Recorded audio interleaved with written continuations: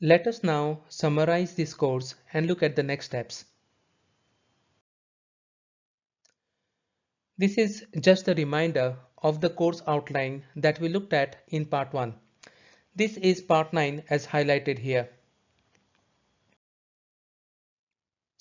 In part 1, we looked at all questions that someone may have, like what exactly is 6G? When is 6G coming? If 5G is being launched just now, why are we talking about 6G already? Who is standardizing 6G? And will 6G be called 6G? We are assuming it would be, but unless the standards are in place, we cannot be certain on the exact naming. In part 2, we looked at the 6G vision from different organizations, operators, and vendors. As 5G standards and deployments advance, we will have a much better idea on how 5G is meeting its vision and requirements. We will then be able to refine the 6G vision in the coming years. In part 3, we looked at probable 6G use cases and applications. Some of the feedback that we received on this is that we are being very conservative and not bold enough. There are many different new use cases that will be around, and our use cases look very much like 5G use cases. This is true, and we are hoping that in the coming years, once standalone 5G is deployed and some of the existing use cases have come to fruition, we can be a bit bolder and will have a lot more amazing use cases to talk about. We then looked at 6G timeline in part 4. As we discussed, there is a consensus that 6G will be standardized and started to be deployed anytime between 2028 and 2032. To keep it simple, we can say that 6G will be rolled out in 2030. If we take an example of 5G, the first drop of release 15 was back in December 2017, while the final drop of release 15 was in March of 2019.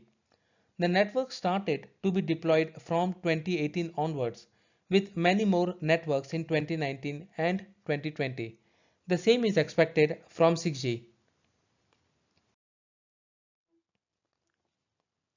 In part 5, we looked at the 6G requirements. These are the numbers being suggested to prove that 6G will be far superior to 5G. Some of these will be easier to meet, while some others may be very challenging to achieve. Nevertheless, these numbers guide the researchers to outperform themselves and deliver miracles that was probably unthinkable 10 years back. I am expecting some similar miracles in the next 10 years where we will outperform our expectations. In part 6, we looked at the 6G groups springing in different parts of the world. Now, this section will be the first one to get outdated as more and more countries, universities, organizations, etc. start 6G activities. In part 7, we started looking at the 6G technologies. We started by breaking the 6G discussion into three parts: the network, the connectivity, and the devices. We first started by looking at the evolution of the network and why we think that there will be no need for a new 6G core network. We will see an evolution at the edge, especially the RAN core convergence. We also think that the wireless wireline convergence, or WWC, that has been standardized as part of 5G will play a big role going forward in 5G and beyond. The evolution of that will continue going forward and even in 6G. We looked at the list of 6G technologies being proposed and promoted by different organizations, companies, and groups. This list is huge and we plan to revisit them slowly. If you are an expert and you want to contribute, feel free to get in touch with me on LinkedIn. In part 8, we looked at the devices today and how they are evolving. Many of the 6G use cases involve some sort of a headset, which we call as the XR headset. We looked at it and discussed some of the evolution for it to get there, but it will take time. There are also wearables, dresses, companion devices, etc. that are all expected to play a role going forward.